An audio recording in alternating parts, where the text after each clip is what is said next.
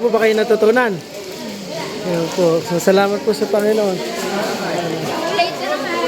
Marami po ba kayong natutunan? Ayun. So, salamat po sa inyong pag-attend. So, okay po. So, salamat po sa inyong pag-attend. Salamat po. Pwede po ba kayo magbigay ng isang kung ano po yung natutunan nyo ngayong araw na to? Mula sa Panginoon, maraming salamat. At yung seminar na ito talagang malaking tulong at nagbibigay kalakasan sa bawat isa. Ayun po. Salamat po. Salamat po. Salamat po. Pastor, pwede ka magbigay ng pahayag kung ano yung natutunan mo. Magandang araw po. Thank you for the Bridge of Blessings sa seminar na ginawa niyo po. Marami po kami natutunan na may apply po namin sa aming mga simbahan. Gawa po, hindi lang po ito yung una, kundi simula po ng marami pang pagkatuto sa salita ng Diyos. Maraming po salamat. Bridge of Blessings. Ayun. Salamat po, Pastor. God bless po. Pastor, kayo po, ano pong natutunan nyo? Maraming salamat.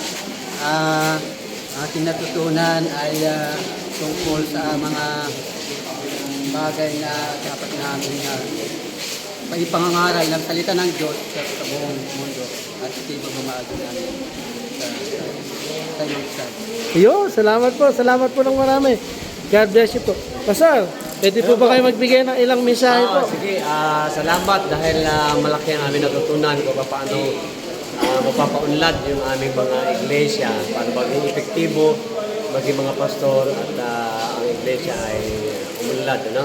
At hindi maging stagnant, no? Kasi alam naman natin na kapag ang isang tao ay merong maintenance, hindi healthy. Ang church, pag may maintenance, ganun din, hindi healthy. May karamdaman yan. So, Salamat po, yun. Pastor. God Salamat. bless you po. Salamat sa Bridge of Blessing. Yun. God bless you po. God bless you.